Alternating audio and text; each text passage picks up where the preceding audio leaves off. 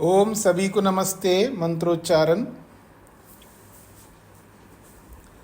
ओम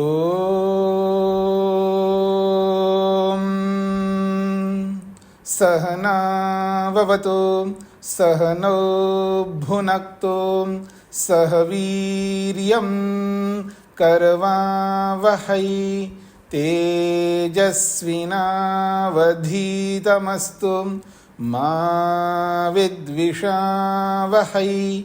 ओम शांति शांति शांति।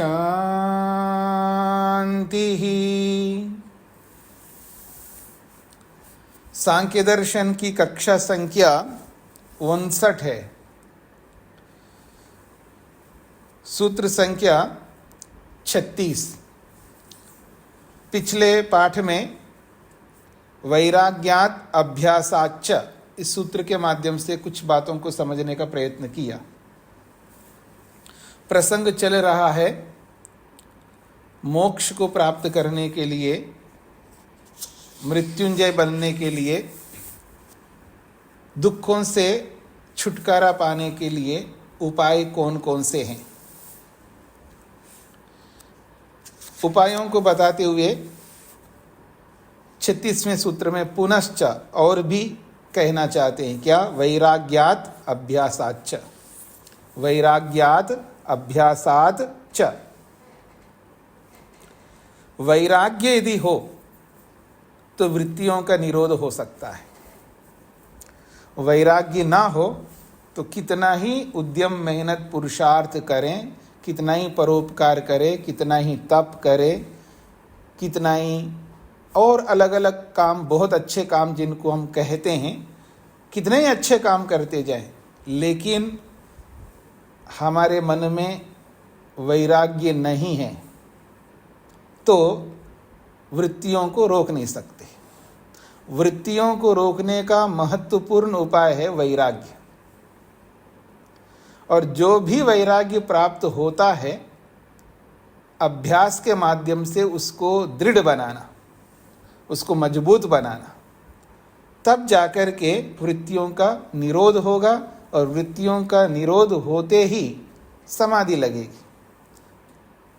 तो यहाँ वृत्ति निरोध को स्पष्ट किया जा रहा है। वैराग्यात द्विविधात, दो प्रकार के वैराग्य से, अपरात पराच्च, अपर वैराग्य और पर वैराग्य। जिन्होंने योग पढ़ा है, योग में अपर वैराग्य के लिए बहुत बड़ी परिभाषा की है।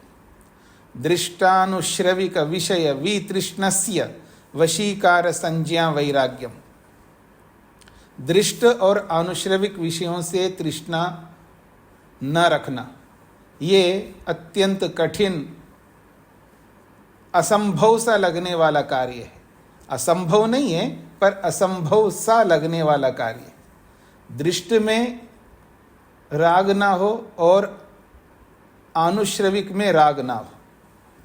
दृष्ट का अर्थ है जो जो हमने अनुभव किया, जितना भी हमने अनुभव किया,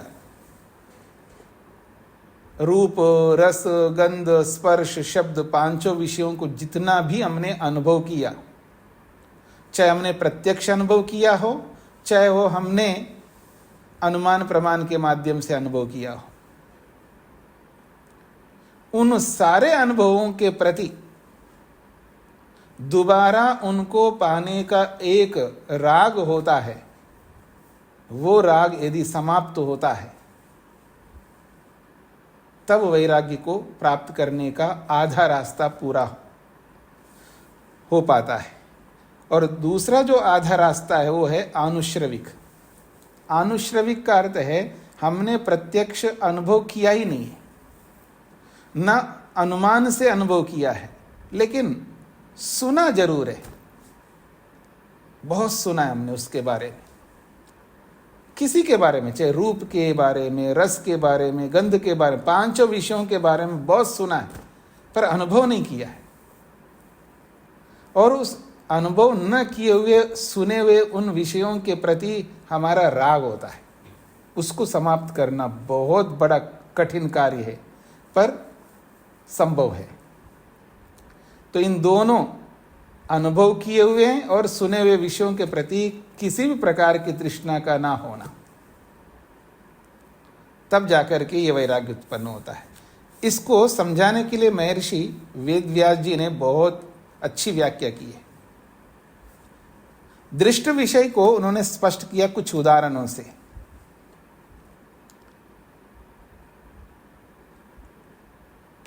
उन उदाहरणों में एक बहुत बड़ा उदाहरण है खान पान। खान पान को जीतना बड़ा कठिन कार्य है, छोटा मोटा काम नहीं है, बहुत बड़ा काम है। और इस खान पान को ना जीतने के कारण से व्यक्ति शरीर को कैसा बना लेता है, बहुत मुश्किल है। और उसमें यह भी कहा है पुरुष के प्रति स्त्री और स्त्री के प्रति पुरुष का जो आकर्षण है उसको जीतना बड़ा कठिन है। ये जो आकर्षण है अलग अलग प्रकार का होता है, बहुत सारे वैरायटी का आकर्षण होता है, या मैं ये कहूं 81 प्रकार का आकर्षण होता है। 81 प्रकार का आकर्षण होता है। इन सभी आकर्षणों से बच करके आगे बढ़ना बहुत कठिन काम है।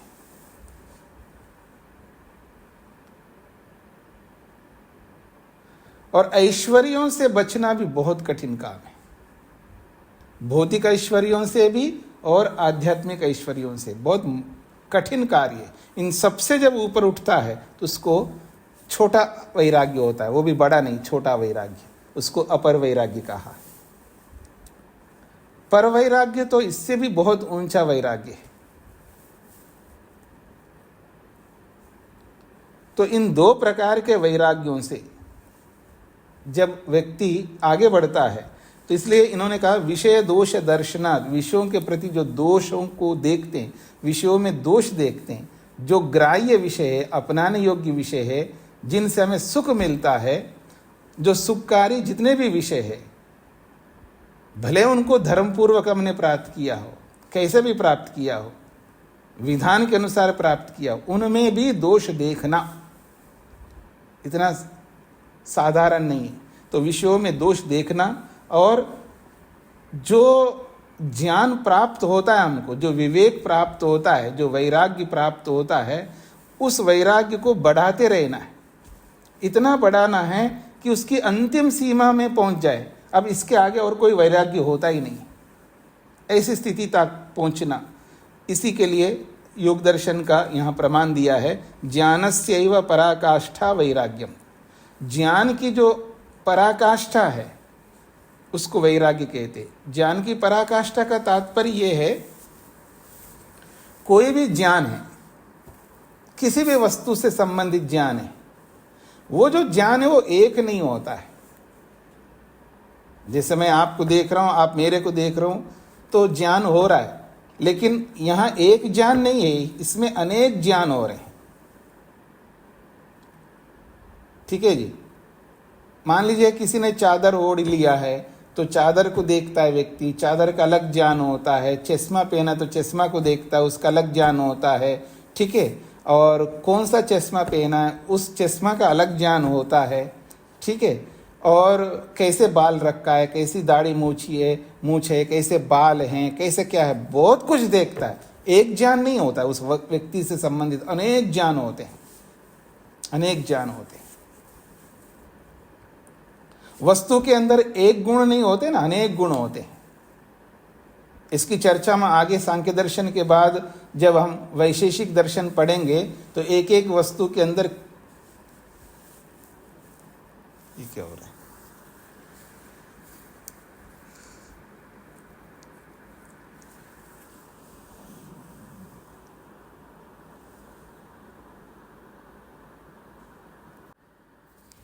ओम जी, आवाज आ रही है मेरी जी। तो यहाँ पर ज्ञान की जो पराकाष्ठा है, उसको वैराग्य जो बोला है, उसको लेकर के मैं आपके सामने रख रहा हूँ। जब किसी भी वस्तु को हम जानते हैं, उस वस्तु का जो ज्ञान हो रहा होता है वो एक ज्ञान नहीं होता है, उस वस्तु के अनेक ज्ञानों को मिलाते हम, तब उसको अनुभव करते हैं। किसी भी वस्तु का, जैसे मैं आपके एक उदाहरण दूंगा कि कोई क्रिया होती है, कोई कर्म होता है, वो एक कर्म नहीं होता, अनेक छोटे छोटे क्रियाओं को मिला करके हम एक क्रिया बोलते हैं। चाहे वो क्रिया हो, चाहे वो ज्ञान हो, ये एक ही ज्ञान नहीं होता, अनेक ज्ञानों को मिला करके हम एक ज्ञान मोटे तौर पर बोलते हैं। और हर ज्ञान परिपूर्ण होता है। इसको अधूरा ज्ञान हुआ, इसको कम ज्ञान हुआ, इसको थोड़ा सा ज्ञान हुआ, ये भाषा में बोल तो देते हैं। कोई ज्ञान थोड़ा नहीं होता है, कोई ज्ञान अल्पा नहीं होता है, वो ज्ञान पूर्ण ही होता है। जिसको हमने जाना वो पूर्ण होता है, क्योंकि अनेक ज्ञानों को मिलाते हैं। अनेक गुणों का ज्ञान जब मिलाते हैं तो कुछ गुणों का ज्ञान अभी करना बाकी है, उस दृष्टिकोण से वो कम ज्ञान बोलते हैं, थोड़ा ज्ञान बोलते हैं, अधूरा ज्ञान बोलते हैं। वैसे जितना ज्ञान वो परिपूर्ण है वो, पर उतने ज्ञान से हमारा लक्ष्य पूर्ण नहीं होता है। तो हमारे लक्ष्य को पूर्ण करने के लिए अनेक ज्ञानों को मिला करके जब हम उसको देखते हैं और जिससे हमारा प्रयोजन पूरा होता है, उसी को हम पूर्ण ज्ञान कहते हैं। और इस बात को आप में से जिन्होंने न्याय दर्शन पढ़ा है, आप में से जिन्होंने न्याय दर्शन पढ़ा है, वह विस्तार से महर्षि गौतम जी ने और महर्षि वात्स्यायन ने स्पष्ट रूप से ज्ञान को लेकर के बहुत विस्तार से समझाया है। तो मैं आपको एक स्केल आपके सामने रखता हूं। देखिए, ये जो स्केल मैंने आपको लिया हाथ में, इसमें 1 2 3 लिखा हुआ है, 15 संख्या है, 1 से लेके 15 तक, 1 to 15 संख्या लिखी उसमें, इसमें सेंटीमीटर लिखा हुआ है। जो स्केल मैं आपको दिखा रहा हूं व्हाइट कलर का है, इस स्केल में 1 to 15 लिखा हुआ है, यानी 15 सेंटीमीटर का ये, यूं समझ लीजिएगा। तो अब इस स्केल में जो संख्या लिखी हुई है इसमें, तो एक संख्या पर है, यानी 1 सेंटीमीटर तक हमारा ज्ञान है उस वस्तु के बारे में, या 2 सेंटीमीटर तक है, ये 3 सेंटीमीटर का है, 4 सेंटीमीटर तक है। ऐसे करते करते जब 15, क्योंकि स्केल इतना ही है, तो स्टार्टिंग से लेके एंड तक जो ज्ञान है, ये सारा के ज्ञान अलग अलग होते हुए भी हम उसको एक ज्ञान समझते हैं किसी भी वस्तु के बारे में, क्योंकि उस वस्तु में अनेक ज्ञान संगठित है, अनेक ज्ञान एकत्रित हुए हैं। तो उन अनेक ज्ञानों को मिलाकर के एक ज्ञान हम समझते हैं। जैसे मान लीजिएगा मैं आपको देख रहा हूं, राजगोपाल जी को मैं देख रहा हूं, तो अब उनका जो प्रत्यक्ष ज्ञान हो रहा है मेरे को आंखों से, वो एक ज्ञान नहीं है, अनेक ज्ञानों का समुदाय है। क्योंकि बाल का ज्ञान अलग है, आंखों का ज्ञान अलग है, नाक का ज्ञान अलग है, दाढ़ी का ज्ञान अलग है, मूछों का ज्ञान अलग है, कपड़ों का ज्ञान अलग है। जितने भी ज्ञान है वो सबको मिला करके मैं बोलता हूं राजगोपाल जी को मैंने देखा, राजगोपाल जी का ज्ञान हुआ। वो एक ज्ञान नहीं हुआ, वहां अनेक ज्ञान हुए। ये तो आपको स्पष्ट हो रहा है जी। तो ऐसे ही ये जो वैराग्य है, वैराग्य जो हो रहा है, हमको 3 पदार्थों का वैराग्य होता है, एक जीवात्मा का, और एक परमात्मा का, और एक प्रकृति का। तीनों का ज्ञान होता है वहां पर, और ये तीनों अलग अलग है ये वस्तुएं, ऐसा ज्ञान होता है।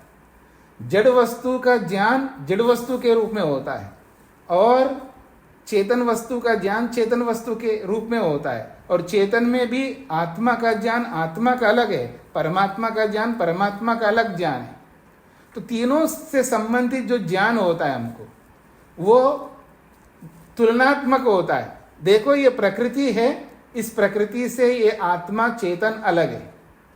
आत्मा चेतन अलग क्यों है? क्योंकि वो आत्म संबंधी जो अनेक ज्ञानों को अनुभव किया है, और वो अनेक ज्ञान जो है इस प्रकृति जड़ वस्तु से भिन्न प्रकार का ज्ञान है।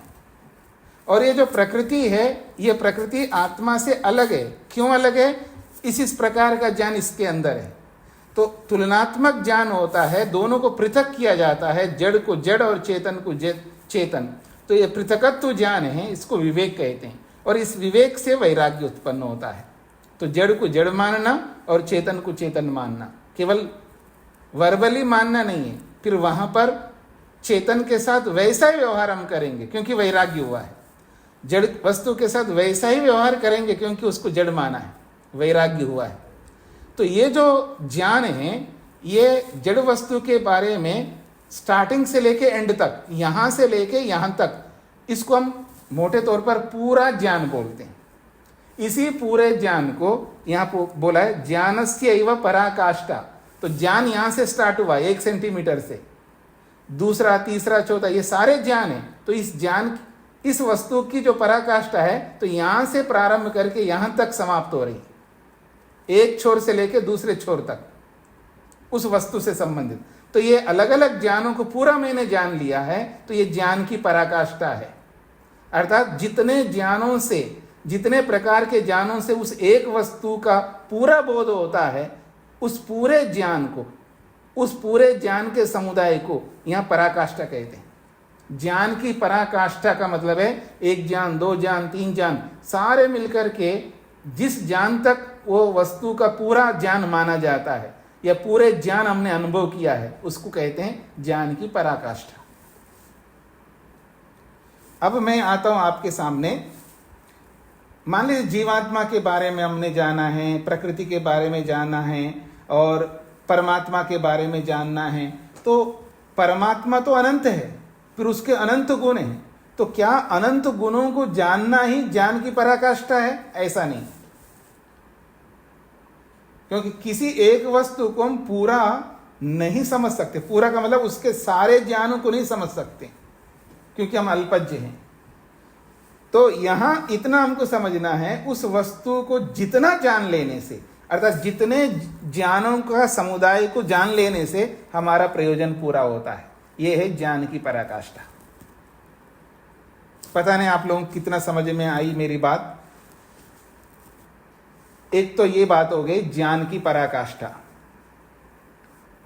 अब जो भी ज्ञान की पराकाष्ठा को हमने प्राप्त किया, जान लिया है, तत्वबोध जिसको कहते हैं आप, यथार्थ ज्ञान जिसको कहते हैं, वैराग्य वाला ज्ञान जिसको कहते हैं, वो ज्ञान होने के बाद भी उसको बनाए रखने के लिए अभ्यास करना होता है। अगर वो अभ्यास हमने नहीं किया, वो तत्वज्ञान जो हुआ है वो भी हट जाएगा, वो हमारे मन से हट जाएगा, वापस अविद्या में पहुंच सकते हैं हम लोग। उसके लिए अभ्यास। उदाहरण, स्मशान में तो गए होंगे आप लोग, और जो नहीं गए ना जरूर जाना। अगर आपका अपना भी नहीं मरा, किसी का भी मरा है तो उसको भी देखने के लिए जाना, अगर नहीं गए तो। स्त्री हो पुरुष हो सभी को जाना चाहिए स्मशान में। और जब स्मशान में जाता है तो उसको वैराग्य होता है। वैराग्य क्या होता है? मरना तो है जी, सबको मरना है, एक दिन मेरे को भी मरना है। कितनी अच्छी बातें करता आदमी। और जो अच्छी बात है वो यथार्थ ज्ञान है, क्योंकि मरना तो जरूर है, सबको मरना है, लेकिन अब नहीं कर सकता वो।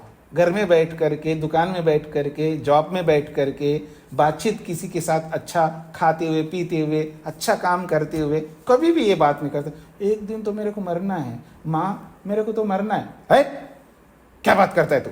माँ ऐसा डांटती जैसा कि कोई बहुत गलत बात किया उसने, क्योंकि इसको पसंद ही नहीं करेंगे, क्योंकि वो ज्ञान हट जाता है। लेकिन स्मशान में कोई ऐसा नहीं डांटेगा, आप अरे गलत बोल रहे हो आप, वहां नहीं बोलते, क्योंकि वहां सबको तत्वज्ञान हो रहा होता है। मरना तो एक दिन। जो स्मशान के समय जो बात बोला जाए वही बात घर में बोला जाए, दोनों में देखिए कितना अंतर होता है। तो जब तत्वज्ञान होता है, उस तत्वज्ञान को बनाए रखना होता है। मतलब घर में बैठ करके बोलने वाला, चाहे बेटा हो या पिता हो, चाहे कोई भी, एक दिन तो सबको मरना है, मेरे को भी मरना है एक दिन, जो बोल रहा है वो दुखी होकर के नहीं बोल रहा है, हताश निराश होकर के नहीं बोल रहा। अगर ऐसा होकर के बोलता तो उसको आप रोक सकते हो, इसमें कोई बात नहीं। लेकिन जो होश में रह करके, समझ करके, जानबूझ करके देखो, एक दिन तो हमें मरना ही है, इसलिए मरने से पहले हमको बहुत अच्छे काम करते हुए आगे बढ़ना चाहिए। और जब तक नहीं मरेंगे तब तक ऐसा काम हमको करते हुए जाना है जिससे कि अपना प्रयोजन पूरा हो जाए। इसलिए मृत्यु को सामने रख करके चलना चाहिए। क्या ये बुरी बात है? ऐसा मृत्यु को सामने रख करके चले, घर के अंदर, दुकान के अंदर, बातचीत के अंदर, कहीं पर भी तत्वज्ञान को सामने रख करके चले, पता नहीं कब मरेगा आदमी। अगर हमेशा मृत्यु को सामने रख करके हम चलें और अच्छे काम करते जाए, इसमें बुरी बात क्या है? सोच का अंतर है। क्योंकि गलत सोच में जी रहा होता है व्यक्ति, गलत ढंग से जी रहा होता है व्यक्ति, इसलिए उसको ये भाता नहीं। तो ये जो तत्वज्ञान होता है, जहां पर भी, चाहे मृत्यु के बारे में हो, चाहे खाने के बारे में हो, चाहे देखने के बारे में हो, चाहे किसी के बारे में होता है, यथार्थ जब बोध होता है, उसको बनाए रखने के लिए अभ्यास करना पड़ता है। उसी के लिए कहा अभ्यासात, अभ्यास से। जो तत्वज्ञान हमें होता है, उस तत्वज्ञान को हमें अभ्यास करना पड़ता है। जो यथार्थ बोध होता है, उसको बनाए रखने के लिए मेहनत करना पड़ता है। वो बना रहे, अपने आप ऐसा बना नहीं रहता है, उसके लिए वैसा ही माहौल उत्पन्न करना होता है, वैसा परिवेश उत्पन्न करना होता है, वैसी स्थितियां बनानी पड़ती है, तब जाकर के वो तत्वज्ञान बना रहता है। चाहे स्वाध्याय से बनाओ, चाहे सत्संग से बना दो, चाहे उत्तम विचारों से बना दो, चाहे अपनी स्मृति को वापस उभार करके उसको सामने रख करके बनाओ। बनाने के बहुत सारे उपाय हैं। यानी जो यथार्थता का बोध हुआ है, उस यथार्थ बोध को बनाए रखने के बहुत सारे उपाय हैं। मेरे से नहीं पूछना कौन से उपाय हैं जी, बहुत बता चुका हूं। प्रारंभ से ये जो शास्त्र, सांख्य शास्त्र प्रारंभ हुआ है, तब से लेकर अब तक ये उपाय ही तो बताए जा रहे हैं। उनको सुनो और उनको सुनकर के उन पर मनन करो, चिंतन करो और व्यवहार में उतारने का प्रयत्न करो। जितना आप जानते हैं उतने को भी प्रयोग में लाएंगे ना, बहुत आगे बढ़ेंगे हम लोग। इसलिए ये अपेक्षा मत रखो कि कोई और उपाय बताइएगा। अब तक तो जो बताया आपने, बहुत बताया, अच्छी बात है, लेकिन हम और उपाय जानना चाहते हैं। ऐसा पूछता है जैसे व्यक्ति वो जो बता चुके उपाय उन सबको कर लिया है, अब उनकी आवश्यकता नहीं, अब नया उपाय चाहेगा उसको। ऐसा कोई नहीं है, कोई नहीं है आप में से, मैं भी नहीं हूँ। हमें बहुत कुछ पता है, उनको हमने नहीं किया है, इसलिए उनको करते रहना, यही तो अभ्यास है। हमें अभ्यास करना है। दुनिया में मनुष्य की कमी यही है, वो अभ्यास नहीं करता। और जो व्यक्ति जिसमें अभ्यास करता है वो उस विषय में आगे बढ़ता है। आप सबको पता है, कोई सिंगिंग में आगे बढ़ता है, कोई डांसिंग में आगे बढ़ता है, कोई धन में आगे बढ़ता है, कोई किसी में आगे बढ़ता है, कोई बल में आगे बढ़ता है। जो भी आगे बढ़ते हैं, चाहे भौतिक दृष्टिकोण से हो, चाहे आध्यात्मिक दृष्टिकोण से हो, वही आगे बढ़ते हैं जो अभ्यास निरंतर करते हैं। और महर्षि पतंजलि ने तो उस अभ्यास को ऐसा चित्रित किया है कि जिसमें कोई नागा नहीं हो सकता, ऐसा अभ्यास करना पड़े। सतु दीर्घ काल निरंतर्य सत्कारा सेवितो दृढ़ भूमि। उस अभ्यास को लंबे काल तक, वो लंबा काल कब तक है? जब तक लक्ष्य प्राप्ति नहीं हो तब तक है। जब तक लक्ष्य की पूर्ति नहीं होगी तब तक अभ्यास करना, वो लंबा काल है। उस लंबे काल की कोई सीमा नहीं है। सीमा वही है जब लक्ष्य की प्राप्ति हो जाए तब तक हमको अभ्यास करना है।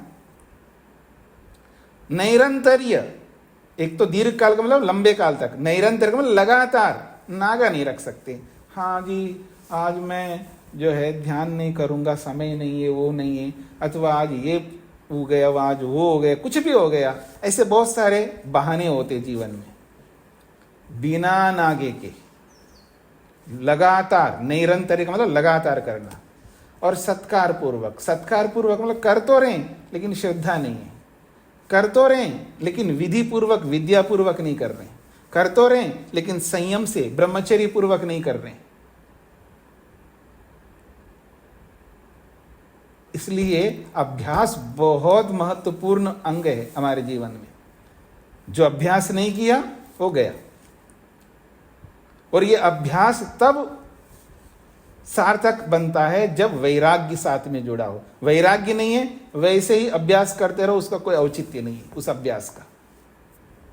यानी यथार्थता के साथ, तत्वज्ञान के साथ अभ्यास करना है, तब जाकर के वृत्तियों का निरोध हो सकता है। यहां ये बात कही गई है। आगे बढ़ूं जी मैं अगले सूत्र के लिए। अब कहते हैं अधुना विपर्यय विषयम आह, अब विपर्यय विषय को लेकर के आह कहते हैं। विपर्यय कहते हैं विपरीत ज्ञान को, उल्टे ज्ञान को, मूर्खत्व को, नासमझपन को, अज्ञान को विपर्यय कहते हैं। अब उस विपर्यय को लेकर के स्पष्ट किया जा रहा है। विपर्यय भेदाः पंच, विपर्यय ज्ञान, मिथ्या ज्ञान के 5 भेद होते हैं, मूर्खत्व के 5 भेद होते हैं, ना समझपन के 5 भेद होते हैं। विपर्यय भेदाः पंच, ज्ञान प्रतिपक्षिणो विपर्ययस्य मिथ्या ज्ञानस्य भेदाः पंच सन्ति। जो ज्ञान के प्रतिपक्षी है, विपर्यय ज्ञान है अर्थात मिथ्या ज्ञान है, उसके भेद 5 प्रकार के होते हैं। जैसा कि योग में पढ़ा है और योग नहीं भी पढ़ा हो, सब लोग इस बात को जानते हैं, राग क्या होता है, द्वेष क्या होता है, ऐसे बहुत सारे हैं मिथ्या ज्ञान के। जैसे कि अविद्या है, ऐसी अविद्या है कि आत्मा को तो जड़ मानता है और जड़ को चेतन मानता है। यानी जो वस्तु नॉन लिविंग थिंग है उसको लिविंग बीइंग मानता है, और जो वस्तु लिविंग बीइंग है उसको नॉन लिविंग थिंग मानता है। यानी जड़ को चेतन, चेतन को जड़, ये इसको अविद्या कहते हैं। वास्तव में वो अशुद्ध है, अपवित्र है, लेकिन उसको शुद्ध मानता है, और जो शुद्ध है उसको अशुद्ध मानता है। ये भी अविद्या है। जो वस्तु न रहने वाली है, सदा नहीं रह सकती, उसको ये मानता कि ये सदा रहेगी, और जो वस्तु सदा रहती है उसको ये मानता है ये समाप्त होने वाली। इसको कहते हैं नित्य को अनित्य मानना और अनित्य को नित्य मानना।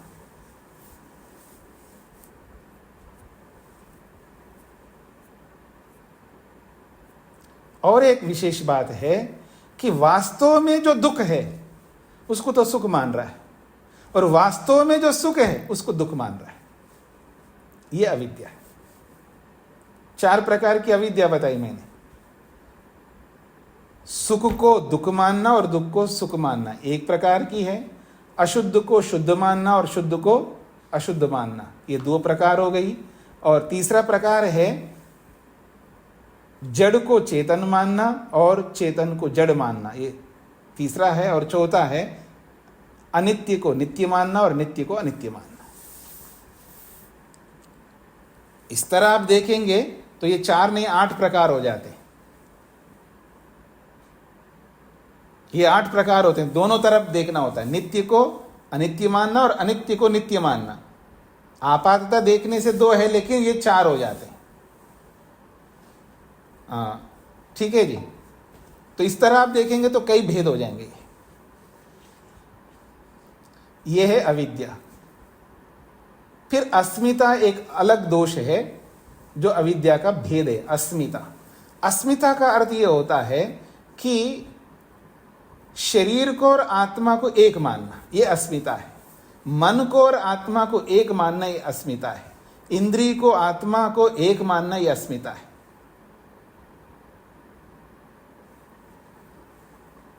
और राग तो क्या होता है आपको पता ही है, और द्वेष भी क्या होता है ये आपको भी पता है।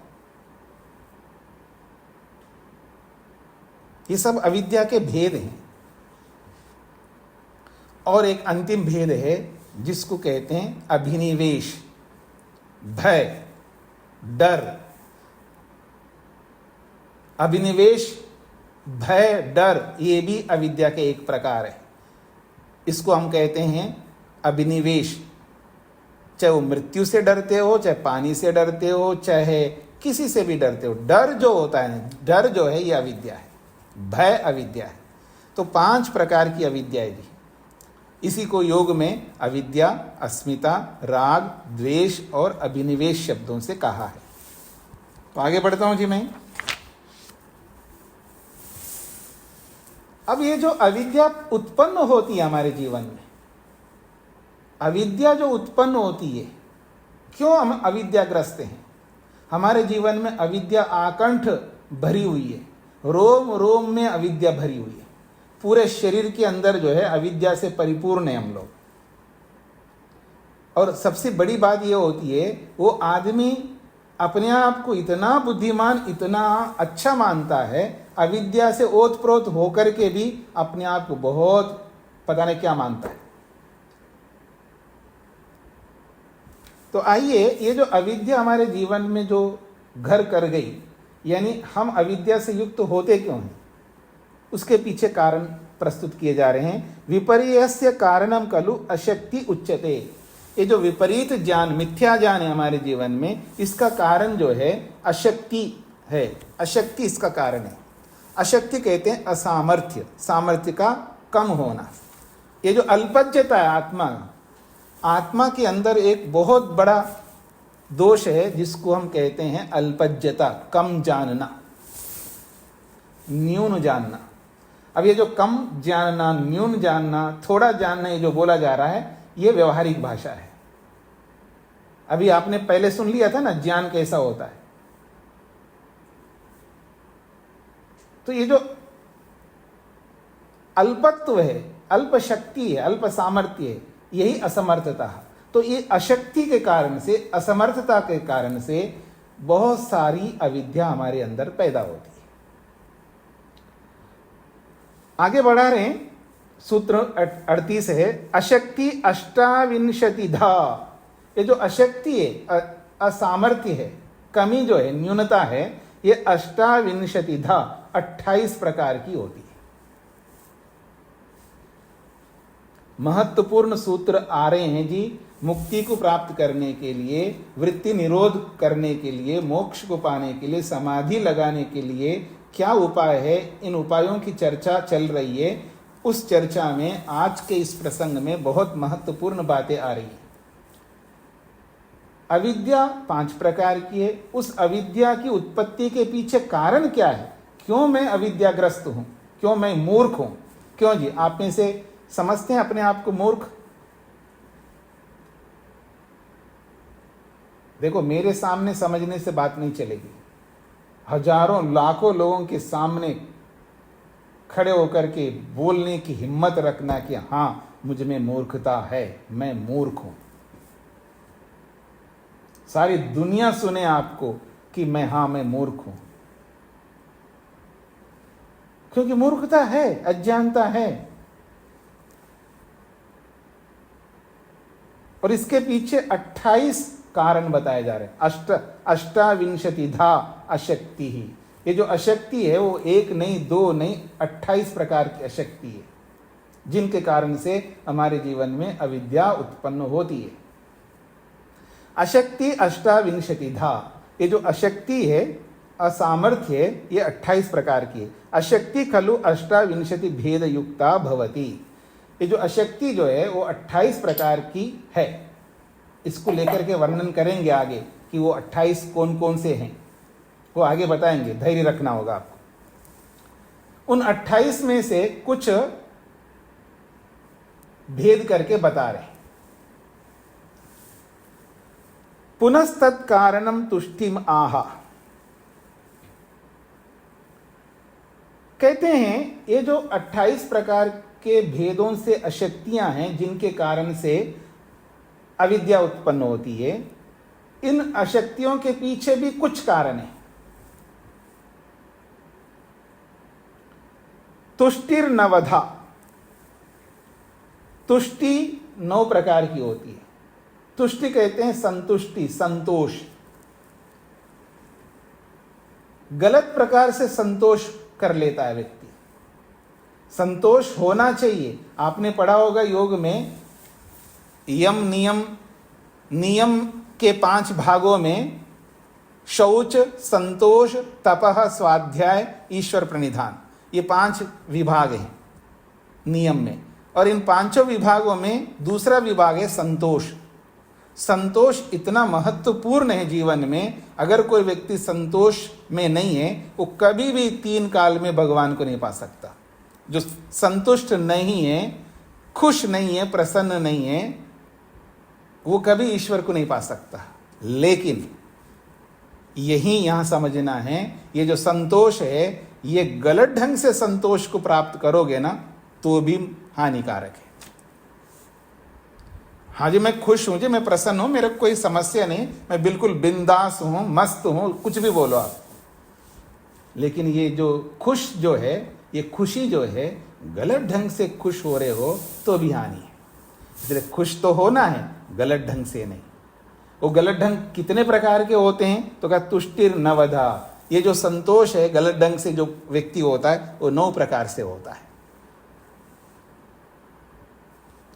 तुष्टि नवदा, तुष्टिस्तु 9 प्रकारा अस्ति। तुष्टि दो, इसको दोष ही कहते हैं, क्योंकि गलत ढंग से संतुष्ट हो रहा है, गलत ढंग से खुश हो रहा है, वो भी दोष है। तो ये 9 प्रकार का होता है। इसको लेकर के आगे व्याख्या करेंगे। और संतुष्टि के पीछे भी कुछ कारण होते हैं। तस्य कारणम सिद्धि, उसके पीछे कारण सिद्धि है, उपलब्धि है। सिद्धि का अर्थ होता है उपलब्धि। उपलब्धि को आप लाभ कह सकते हैं, लाभ को आप बेनिफिट कह सकते हो, कोई भी नाम रख सकते हो, एक ही बात है।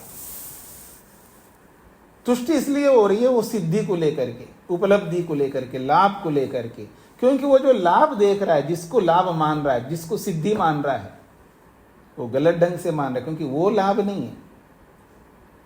आप लोग बोलते देखो जी लाभ के लिए तो झूठ बोलने में क्या हर्ज है, कोई हर्ज थोड़ा है, लाभ के लिए तो झूठ बोला ही जा सकता है।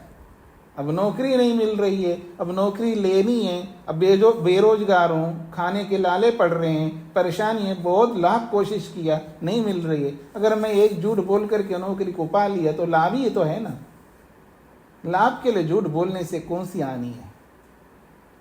हाँ बात तो सही कर रहे हैं आप, बिल्कुल ऐसा कर सकते। और आपत्ति में झूठ बोलने में कोई अर्ज नहीं। ऐसे ऐसे लोग बातें किया करते हैं, बस पूछो मत। जो लाभ है, इस लाभ से तो संतुष्टि हो रही है, वो संतुष्टि गलत ढंग से हो रही है। जिसको लाभ हम सोच रहे हैं, जिसको हम सिद्धि मान रहे हैं, उस सिद्धि से हमको ये तुष्टियां उत्पन्न होती हैं, ये संतोष उत्पन्न होते हैं, गलत ढंग के संतोष। इसलिए उन सिद्धियों को भी समझना है। सिद्धिर अष्टधा, ये सिद्धि जो है 8 प्रकार की होती है। 8 प्रकार की सिद्धियां होती हैं। इन सबको समझना है, इन सब के बारे में वर्णन करेंगे। शांति से समझना है, केवल समझना ही नहीं, हमें उनको थोड़ा सा व्यवहार में उतारते हुए आगे बढ़ना भी है। अत्र वक्तव्यम, यहां कुछ कहना चाहते हैं भाष्यकार। ये जो सूत्र आए हैं, इन सूत्रों को लेकर के कुछ कहना चाहते हैं। आगे भी कुछ सूत्र आएंगे, इन सूत्रों को और आगे लेकर आगे आने वाले सूत्रों को, दोनों के बीच में जो समन्वय हमें करना है, उसको कैसे करना है, उसके बारे में बताया जा रहा है। 37वां सूत्र से प्रारंभ है, विपर्य भेदा पंचा। तो इस 37वें सूत्र से लेकर के ये जो 40वां सूत्र है और आगे जो सूत्र आ रहे हैं 41वां और 42वां, इन सब सूत्रों को लेकर के, यानी 37 से लेकर के 42वें सूत्र तक के सूत्रों को लेकर के एक वक्तव्य दे रहे हैं पहले से। अत्र वक्तव्यम, इन सूत्रों के संबंध में कुछ कहना चाहता हूं। क्या? विपर्य भेदा पंच, ये 37वां सूत्र है। अशक्तिर अष्टाविंशतिधा, ये 38वां सूत्र है। तुष्टिर नवधा, ये 39वां सूत्र है। सिद्धिर अष्टदा, ये 40वां सूत्र है। इति चतुसूत्रिम उक्त्वा तथैव, ये 4 सूत्रों को कह करके तथैव आगे फिर कह रहे हैं अवांतर भेदाः पूर्वत, ये 41वां सूत्र आगे आएगा। फिर 42वां सूत्र है एवं इतरस्याः। फिर 43वां सूत्र है आध्यात्मिकादि भेदात नवधा तुष्टि, ये 43 है। ऊहादि भी सिद्धिर अष्टधा, ये 44वां है। तो देखिए 37वें सूत्र से लेकर के 44वें सूत्र तक एषा चतुसूत्री पुनरुक्ता, ये 4 सूत्रों को दोबारा कहा है। पहले 4 सूत्र बोला है, 37, 38, 39, 40, ये 4 सूत्र है ना। फिर 41, 42, 43 और 44। तो 40, 41 से लेकर के 44वें सूत्र तक ये जो 4 सूत्र है, ऐसा चतुसूत्री, ये जो 4 सूत्र है 41 से लेकर 44 तक, पुनरुक्ता, ये दोबारा कही गई है।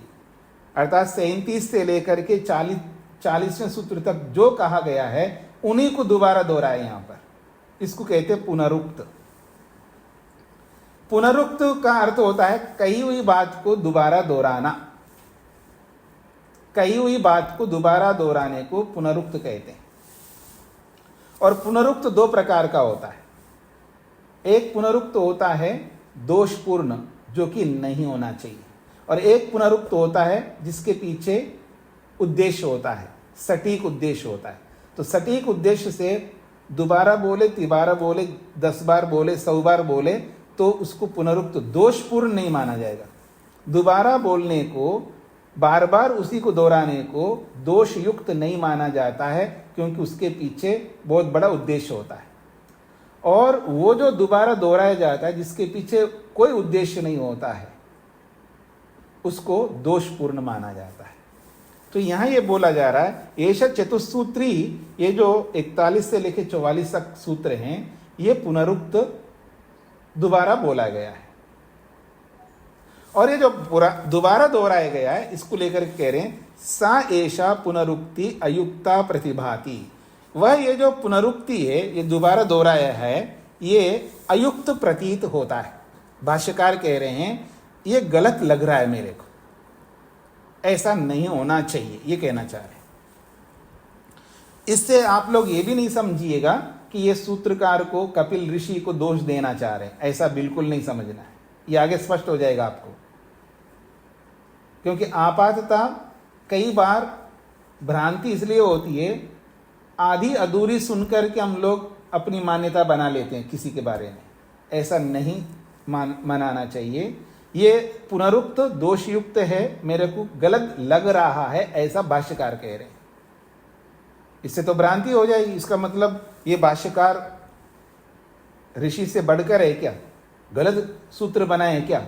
ऐसा थोड़ा होता है, ऐसा थोड़ा लिखना चाहिए। ऐसा अपने अंदर जो है ना, बहुत सारी बातें उत्पन्न हो सकती है।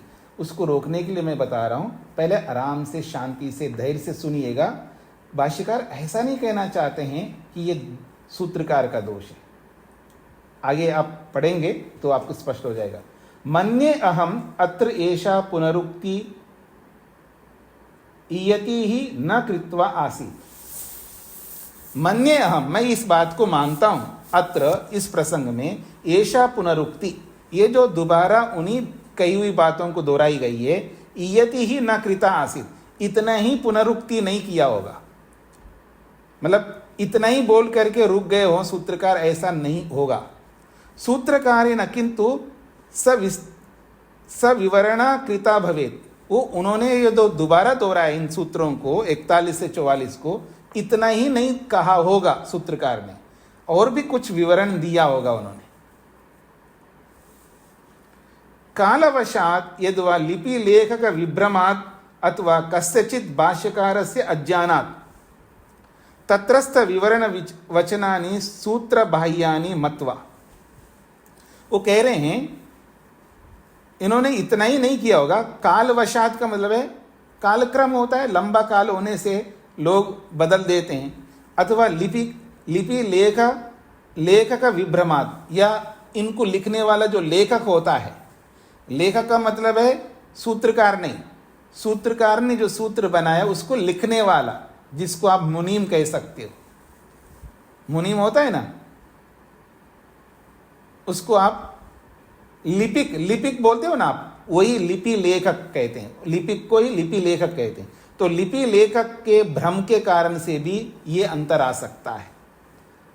अथवा कस्यचित् भाष्यकारस्य अज्ञानात्, और किसी इन सूत्रों का भाष्य करने वाला भाष्यकार जो होता है ना, वो अपनी मुर्कियां लगा करके, अपनी देड़ बुद्धि लगा करके कई बार सूत्रों को, एक सूत्र को 2 बना देता है, 2 सूत्रों को 1 बना देता है। ऐसा कई बार होता रहता है।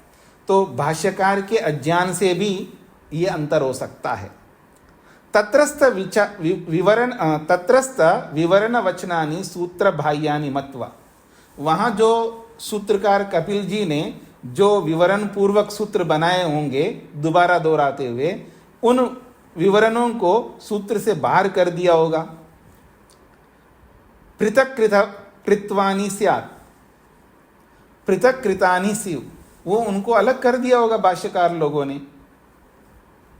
पुनश्च अल्प विवरणेन प्राय सांख्य निर्देशेन सह सा एषा पुनरुक्ति अवशिष्टा भवेत् इति मे मति।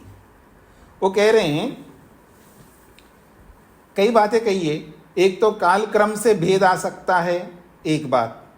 दूसरा जो लिपिक होता है, लिपिक लिखने वाले ने गलत लिख दिया होगा, ये भी एक कारण हो सकता है।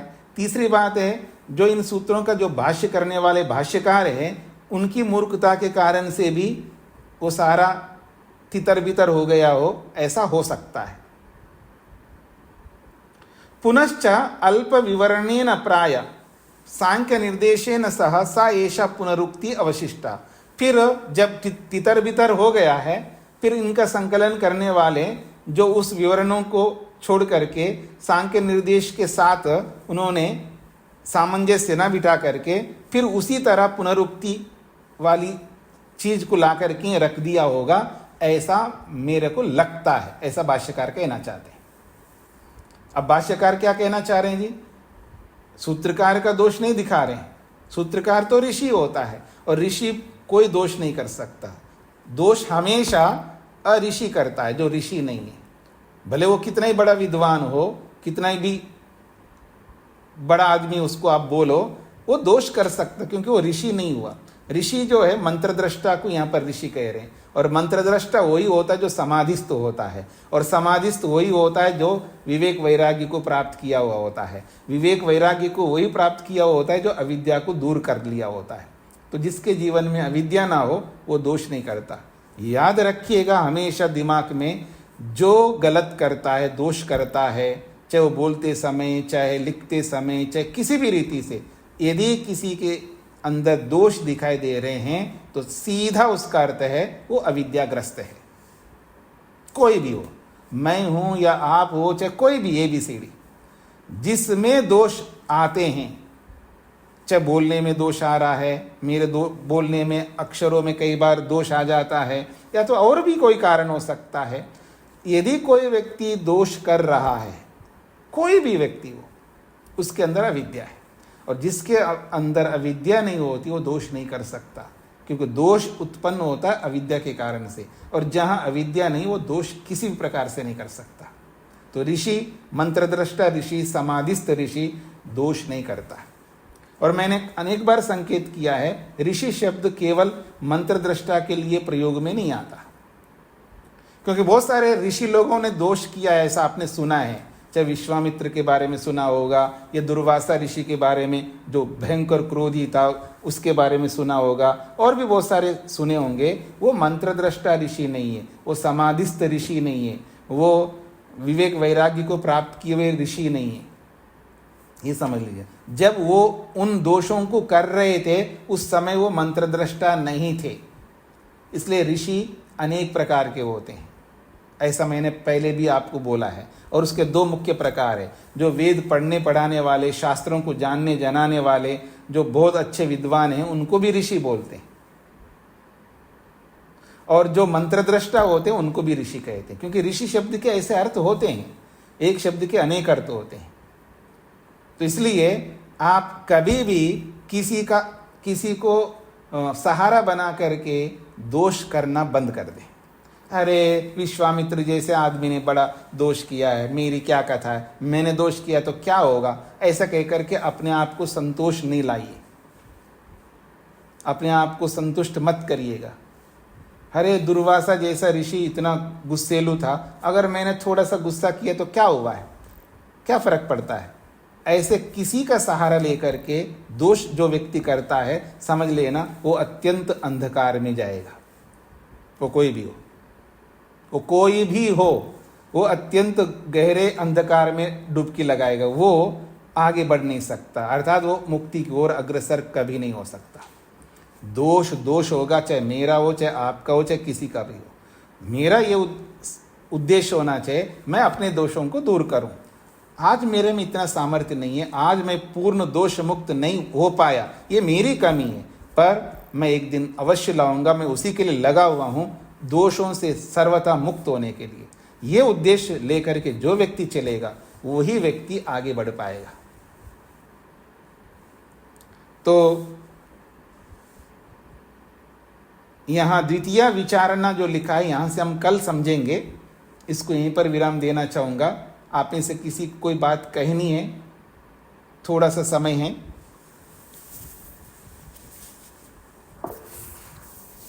प्रमोद जी। नमस्ते स्वामी जी। जी स्वामी जी, ये तुष्टि को एक शब्द में क्या कह सकते हैं? मैंने बोला था ना, संतोष को गलत ढंग से संतुष्ट होना। वो आगे बताएंगे संतोष को गलत ढंग से कैसे लेता है व्यक्ति, वो आगे बताएंगे, एक एक की व्याख्या करेंगे। जी जी।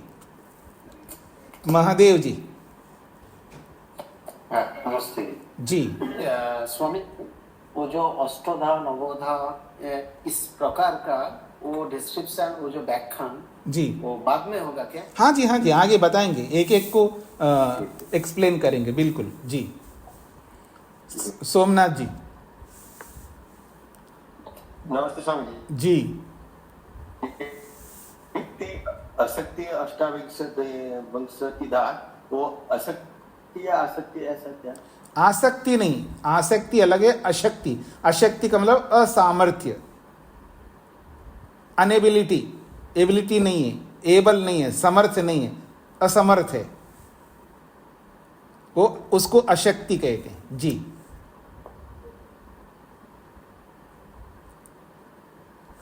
हाँ जी, मुनि अक्षिता जी को क्या कहना है? स्वामी जी नमस्ते। ये मैं जानना चाहती हूँ स्वामी जी, भय कितने प्रकार का होता है, वो कैसे कैसे होता है, इसके बारे में।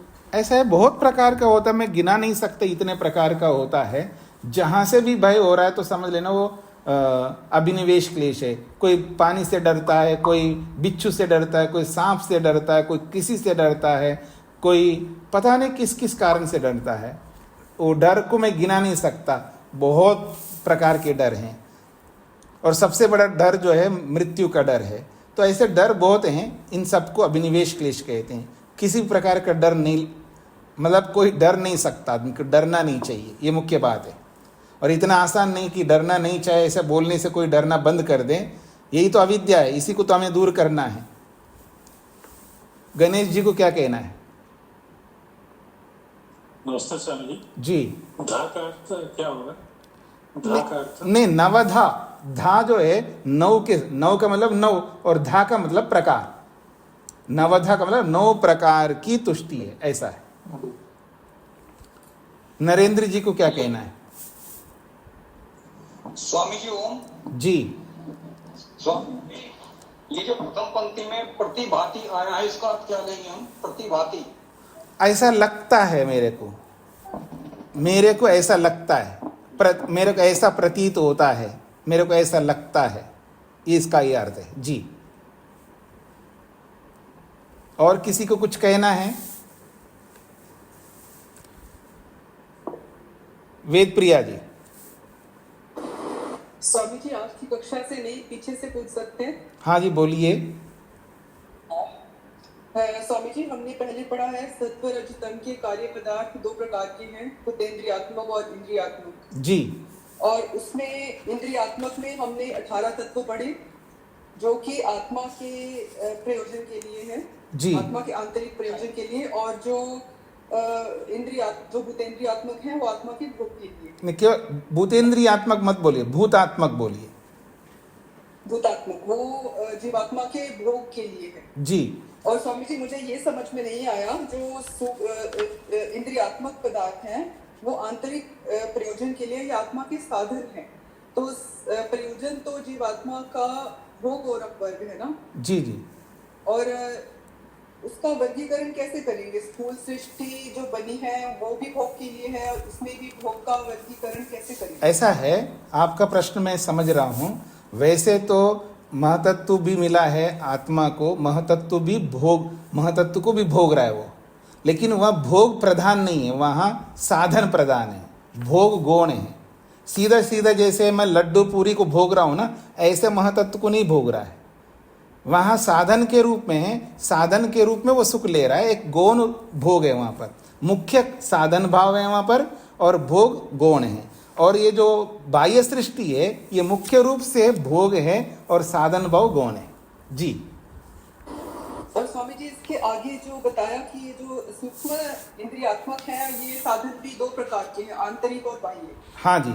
इनका आगे वर्गीकरण किया, ये भी दो प्रकार के हैं जी। और आंतरिक में मन, बुद्धि, अहंकार और बाकी जो करण 13 करण बताए थे उसमें 3 ये और 10 वो बताए थे महातत्व से लेकर।